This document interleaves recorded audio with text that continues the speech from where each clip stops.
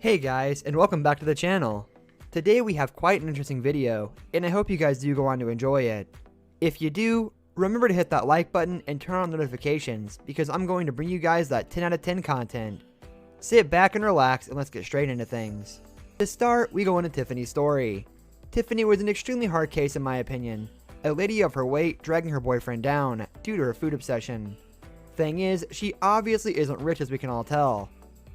And she was verbally bullied by her father. The food market, of course, had chose to make fat food cheaper, and it didn't help Tiffany's situation. Within 2 years, she had gained 200 pounds.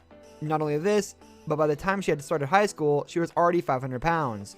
And it all happened due to her eating her feelings away. It was so bad she dropped out of school, and needed to go to a new school that could fit her needs and allow her to complete her degrees. Even had completed culinary school, and went into their career, till her weight got in the way of that. She found her lover in a game, and now relies on him the same way her father relied on her mother. But throughout all this, the fact that she was 500 pounds whilst entering high school wasn't obesity at this point. All she had done was decrease her expected lifespan. And so, the real lesson in her story is have someone to console, rather than ruining your hell and health by eating your problems away. Justin in the Asante Brothers has the number 4 spot. Now Justin had of course a big help within the fact he became a participant in Dr. Now's program. However, with all the weight, he was often complaining, and was left in the hospital, while his brother kept on a controlled diet. He was so stubborn that during Dr. Now's program, he had decided he didn't even want to take painkillers for his own sake. The painkillers were the savior between life and death. He gained all this weight, of course, as a young man.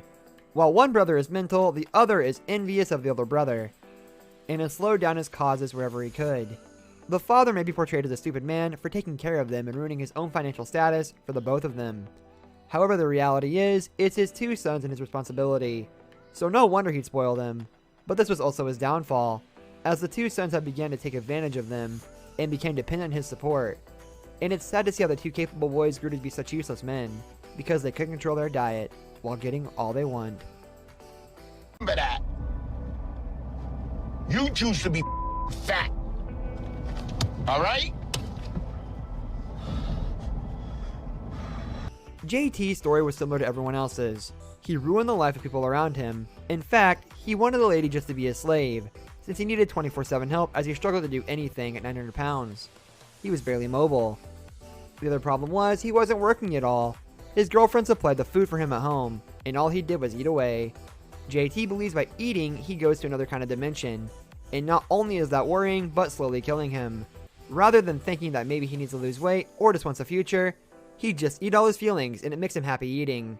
He was a normal child, but even admits himself that his best memories as a child were associated with food. Due to him spending his days eating and sleeping, he puts the people around him in a lack of financial stability. At 13, he was 300 pounds, and becoming the oldest of the siblings, he couldn't handle the stress, and so ate all he could to accompany his feelings. His eating habits became so bad that doctors predicted his death by the age of only 31. And well, in the present day, he isn't able to weigh himself and has ruined not only his, but his girlfriend's life. Laura's story claims an easy second place. Laura was obese from young. By the age of 10, had already taken on 300 pounds. Coping with a hard childhood may not be easy, and food is a comfort spot for everyone. However, it's the point where the food they eat just isn't right. And as a kid, you eat almost anything. And Laura essentially had binge ate from a young age to cope with it all. But the problem is, while growing up and being obese, people look at you in another way, and it isn't always easy to handle. And so Laura kept revisiting her comfort spot, till by the age of 18 she was 500 pounds. Her family had tried their best to get her medical support, and Dr. Now came back to help yet another person, who wasn't able to control what they ate. Other doctors told her she had till the age of 29 years old, however she passed that and was still living, relying on people, but with multiple checkups. There was a pattern of some sort, as if she was trying to commit suicide, as her life expectancy would fluctuate from eating awkwardly and excessively. In the present time, she is relying on her family to give her a better life, but being dependent for pretty much anything and everything. At number 1, we've got Robert Butchell. Robert, like JT, was among the heavier people to make the list, and it was so bad for him that he was unable to walk, without the support of another person. In fact, it was 4 years from when his episode was shot that he hadn't walked alone. Robert had suffered from depression and heart attacks, but after the surgery, all seemed to be going well, till it went downhill. Robert did unfortunately die in the end, however he had many close-to-death experiences, especially due to the fact that at 41, he originally weighed in at 850 pounds.